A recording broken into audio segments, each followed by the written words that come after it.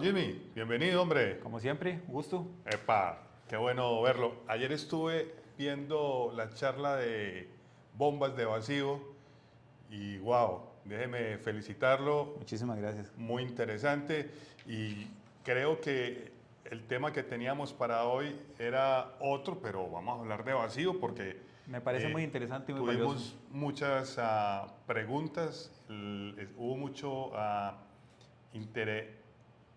Hubo mucha interacción con los, con los internautas, yo creo que esa palabra está mandada a recoger, Sí, un poco vieja, pero funciona todavía. con los suscriptores. Sí. Y bueno, les voy a dejar el link ahí en la caja de comentarios para que vean la charla de Don Jimmy acerca de las bombas de vacío.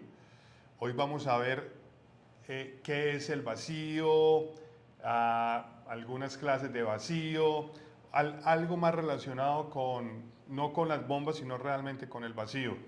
Y para empezar, el vacío desde el punto de vista físico es la ausencia de presión. Depresión, exacto. Correcto, muchas veces no lo conocemos. Correcto. Y hay que entender, Harold, que las bombas de vacío, como bien lo mencionaba yo anteriormente, no hacen vacío como tal, hacen una condición que llama al vacío. Pero al igual que el cero absoluto y la ausencia de luz, hay una medición que manda un vacío absoluto.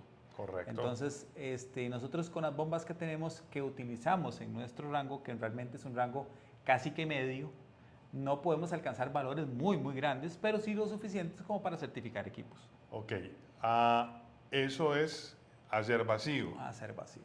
Porque es que, bueno, hay que entender que vacío no solamente es en, ya Jimmy lo está diciendo, en la parte de aire acondicionado, refrigeración. O sea, hay industrias donde hacen ultra vacío. Sí, hay algunas industrias, digamos que, vamos a ver, la industria aeroespacial utiliza Correcto. ultra vacío a través de sistemas de vacío especializados. Son cámaras. Sí, son cámaras que realmente son las que usan los astronautas para hacer algunos de los ejercicios y algunas pruebas también, incluso de laboratorio, Correcto. se hacen en un ultra vacío o vacíos en valores muy, muy bajos porque se necesitan ciertas condiciones de aplicación. Ojo, importante, no es, y repito, no es que nuestras bombas alcancen estos valores, ¿verdad? No. Estamos hablando que una bomba, vamos a ver, una bomba de paletas o una bomba centrífuga está dentro del margen de vacío grueso, ¿verdad?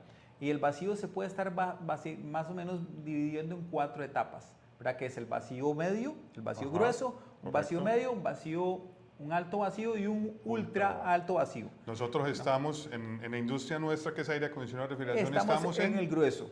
En el grueso. A pesar de que usamos valores bastante buenos, Ajá. seguimos estando dentro de la parte gruesa. ¿Por qué? Porque las bombas que normalmente se utilizan son bombas de paleta, ¿verdad? Son bombas centrífugas, entonces estas bombas no nos dejan tener valores de vacío demasiado grandes. Sin embargo, hay que tener en cuenta de que nuestros valores de certificación, que aquí es un punto interesante, que los valores de certificación son bastante buenos para nuestra industria. Correcto. ¿Verdad?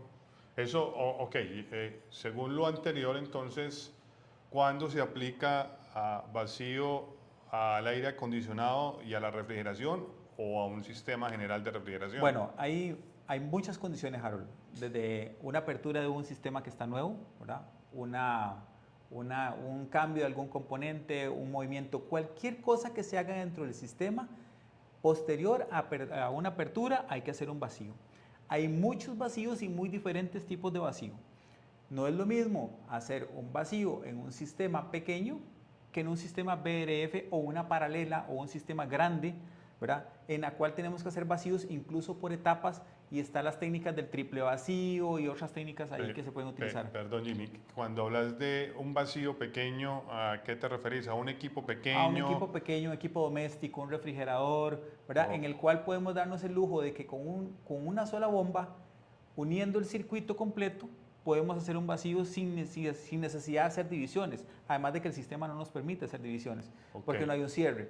Pero hay sistemas que ya los sistemas que son de la parte comercial hacia la parte industrial, el vacío hay que hacerlo por etapas, hay que certificar cada una de esas etapas.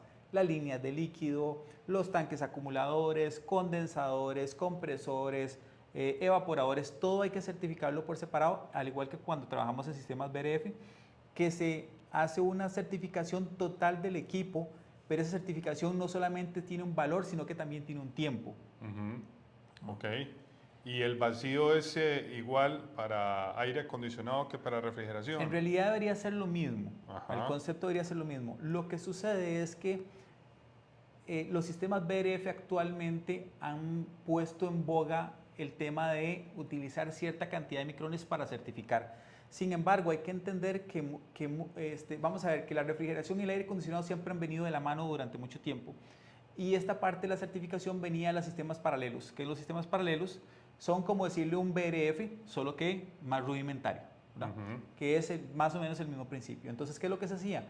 Que se le pedía a la compañía que estaba haciendo el trabajo que hiciera un vacío certificado, que no solamente alcanzara el valor, sino que alcanzara un cierto tiempo en el cual se pudiese certificar que realmente el vacío se había alcanzado. Cuando hablas de vacío certificado es alcanzar la cantidad de micrones. Ajá. Y el tiempo, ¿verdad? Entonces hay algunos equipos que nos van a decir, al igual que cuando hacemos las pruebas de presión, Correcto. que las pruebas de presión van a tener cierto movimiento, porque hay que entender que si yo hago una prueba de presión hoy a 25 grados y mañana el día está a 35, a la hora que yo voy a hacer mi medición hay un cambio. Hay un diferencial. ¿Verdad? Hay un diferencial que no necesariamente es que yo tenga una fuga. ¿Verdad? Puede ser que tenga un incremental en la presión o una disminución en la presión de acuerdo a la temperatura. Por eso, buen punto, porque ahí es donde entramos, porque hay muchos técnicos que están acostumbrados a presurizar haciendo vacío. A probar fugas haciendo vacío. Ajá. Bueno, que son, correcto, sí. Son dos términos diferentes. El técnico que suele utilizar la técnica de vacío para probar fugas, ojo, importante, eso es uno de los métodos que se debería usar. Debería ser nuestro último método porque es el más riesgoso.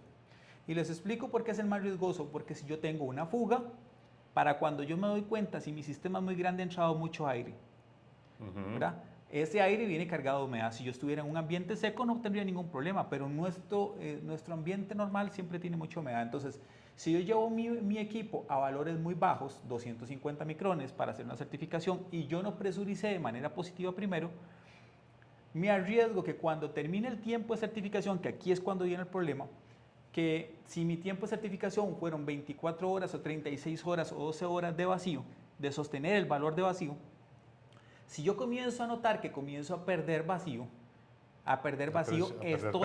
estoy entrando, me está entrando aire al sistema. Importante, para cuando mi micrómetro, mi bacómetro comience a leer la cantidad de micrones que sea, ya yo tengo aire entrando. Entre que encuentro la fuga, que voy a tener que hacer, romper el vacío, presurizar, entonces estoy perdiendo tiempo. Pero no solamente esto, estoy haciéndole un daño al sistema, ¿verdad? Y es que es importante entender que cuando yo presurizo para buscar fugas, realmente estoy desplazando todo el oxígeno, pero no estoy desplazando la humedad. Es correcto. Entonces, por eso es lo que acabas de explicar, que es una mala práctica. En realidad es una mala práctica que se ha puesto de moda, no entiendo el porqué, ¿verdad? No entiendo el porqué, porque hay algunas personas que dicen, te voy a enseñar a certificar un equipo a través del vacío. Y caramba, si yo certifico mi equipo a través del vacío, me juego el riesgo, como le repito, a que si el sistema es un sistema muy pequeño me voy a dar cuenta en unos segundos. Pero si mi sistema es muy grande, puedo tardar desde minutos hasta horas en que mi sistema de certificación o mi bacómetro me dé la indicación de que algo está sucediendo. Ahora, ¿qué es lo que sucede? Que si yo no presurizo antes, la presurización tiene muchos beneficios. Si yo agrego nitrógeno al sistema, el nitrógeno tiene la particularidad de absorber, de tener capilaridad, entonces absorbe una parte de la humedad y cuando yo lo expulso, a la hora de la descompresión, voy a expulsar un poco de esa humedad. Entonces mis valores de humedad cada vez van a ser más bajos, por eso que se hace el triple vacío, que es una prueba ascendente-descendente. Mucha presión al inicio, muy poca presión al final, un vacío muy bajo a un vacío más alto, ¿verdad? Correcto. Entonces, ahí vamos trabajando con esto. ¿Cuándo hacemos un triple vacío y por qué?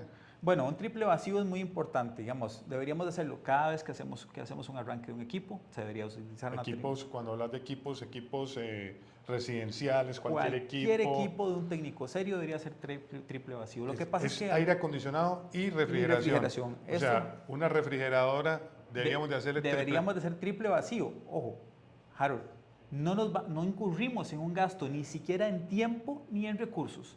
Porque como le estoy explicando, el valor que deberíamos de meter es un valor muy bajo. O sea, nada hacemos.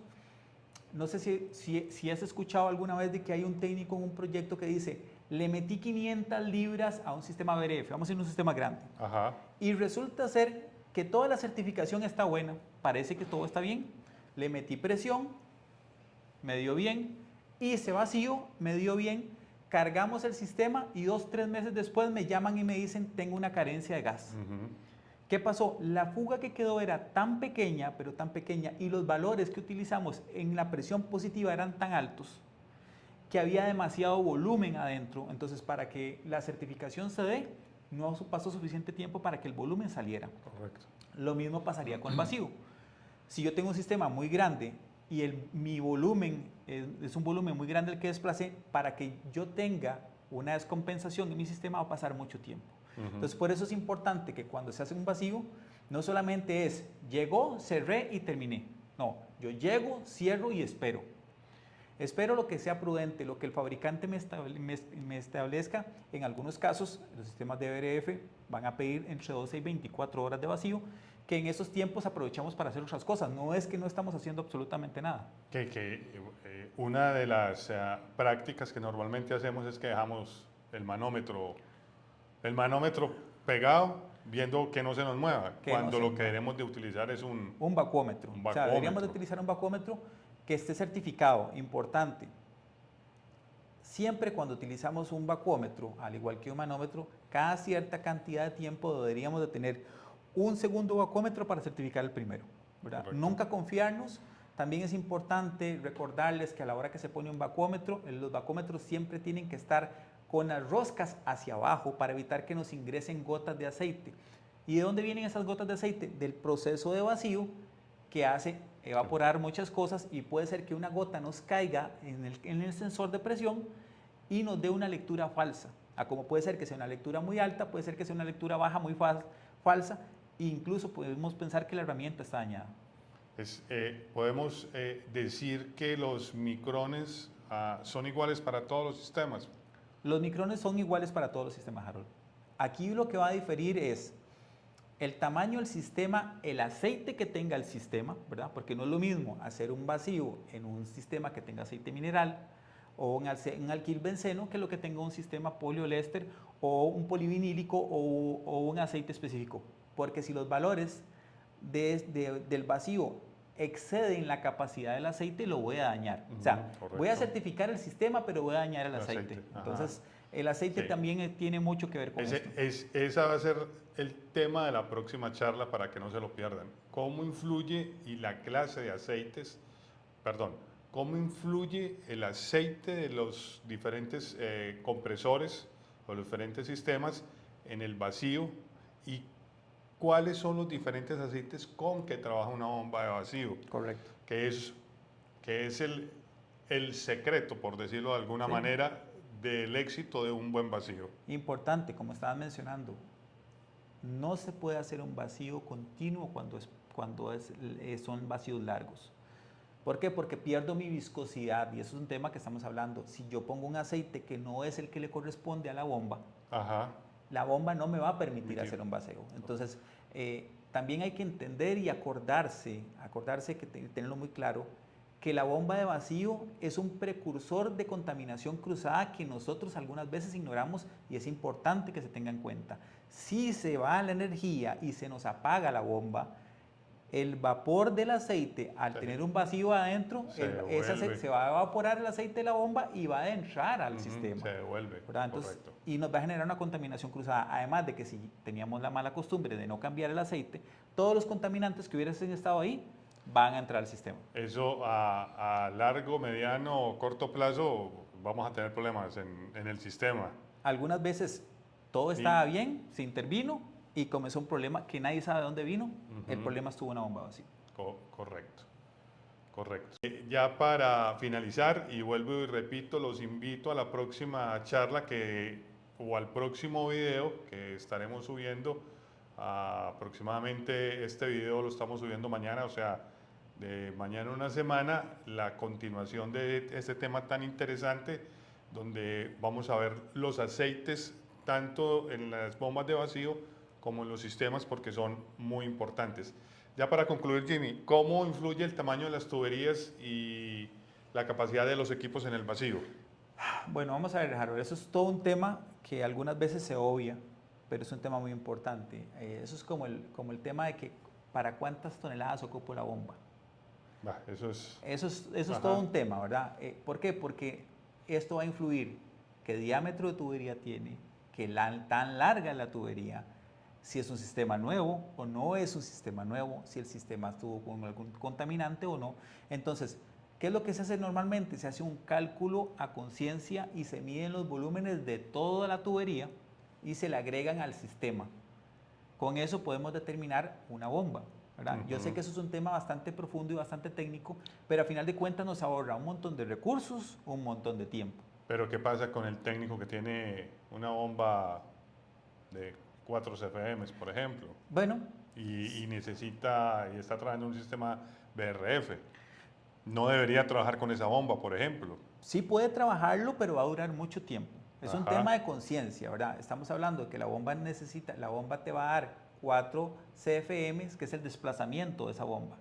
Y eso lo va a tener que multiplicar por el número de CFM que tenga el sistema adentro. Entonces, ojo, esto tampoco es regla cerrada. Sí, o sea, no quiere decir... No está escrito en piedra. Que si mi sistema tenía, no sé, 500 metros cúbicos, yo voy a pretender que en cierta cantidad de minutos se alcance. No, sencillamente hay que entender que yo saco un valor de desplazamiento sobre presión positiva. Sobre presión positiva, ¿verdad? Cuando comienzo a llegar a presión negativa, el sistema sigue desplazando, pero está desplazando sobre presiones negativas.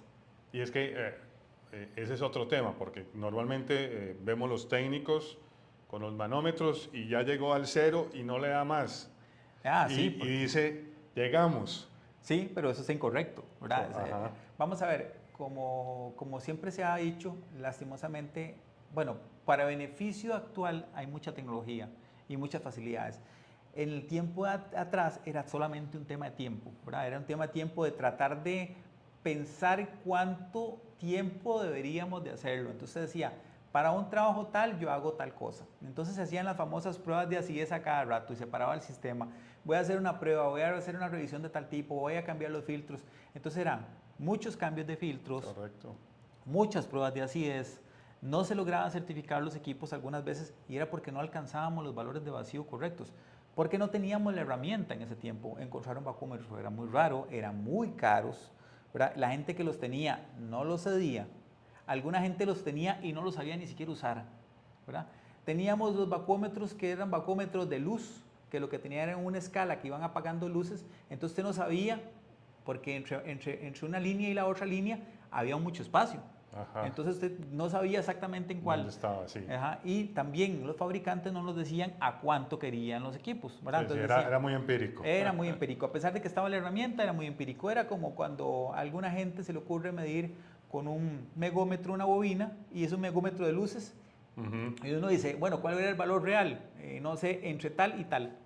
Porque no hay un valor real, porque lastimosamente es lo que el fabricante puso entre una luz y la otra. Exacto, no sabemos si hay o más 5 o menos 5 y ahí es a conciencia a lo que quiera, pero bueno, ahora que lo estabas diciendo con la tecnología que tenemos, o sea, ya hoy vacuómetros en cualquier lugar los podemos encontrar. Encontrarlos, el precio es bastante más económico, son mucho más sencillos, algunos manómetros ya los traen incorporados, se pueden usar por aparte.